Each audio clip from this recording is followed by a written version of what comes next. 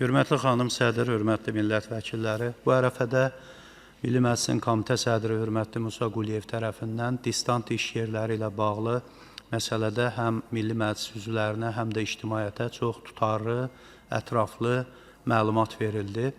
Mən də bu ideyanı dəstəkləyirəm, həqiqətən də bu vacibdir. Bu yalnız ayrı-ayrı həm dövlət, həm özəl sektorda işin keyfiyyətinin və vaxt israfının qarşısını almaq üçün faydalı olmayacaq, həm də Bakı və Sumqayıt kimi böyük şəhərlərdə tıxac probleminin həllinə də müəyyən dərəcədə öz faydasını göstərəcəkdir. Çünki xeyli sayda insanın bu cür fəaliyyət sferasına keçirilməsi, həm də müəyyən kateqoriya insanların öz avtomobillə yola çıxmaması, müəyyən dərəcədə avtomobillərin sayının azalmasına da təsir göstərə bilər. Amma bu tıxac probleminin həlli ilə bağlı biz daha yeni bir istiqamətlər mütləq düşünməliyik. Hələ ki bizim Qarabağa ölkə prezidentinin böyük səyləri nəticəsində insanların köçülməsi prosesi davam eləyir, amma hələ bu proses bir neçə müddət çəkəcəkdir və şəhərin müəyyən dərəcədə yükünün azalması bir qədər çətinliklər hələ yaradacaqdır.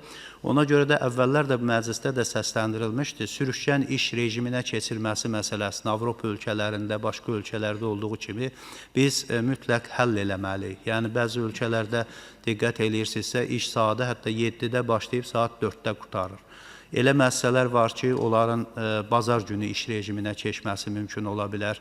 Banklar və başqa sektorlar tutaq ki, iş günü çalışmaya bilərlər. Çünki daha çox sərbəst vaxtda işləyən əhali onlara müraciət eləyə bilər. Bir də bu günlərdə bir reportaj keçirildi. Bir dövlət qulluqçusu ilə müsahibə alarkən söylədi ki, mən 8 saat rəsmi işdə işləyirəm, 4 saat isə tıxac üçün işləyirəm.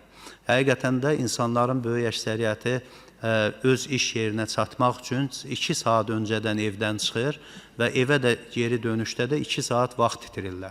Ona görə də heç olmasa bu hələ ki Bakının problemi həll olunmayıbsa, biz bu vətəndaşların vəziyyətini yüngülləşdirmək üçün müəyyən addımlar ata bilərik. Əgər insan sübut eləyirsə ki, onun yolda 2 saatı işə gəlmək üçün vaxta gedirsə, heç olmasa işdən 1 saat öncə buraxılma imtiyazı nəzərdə tutulmalıdır.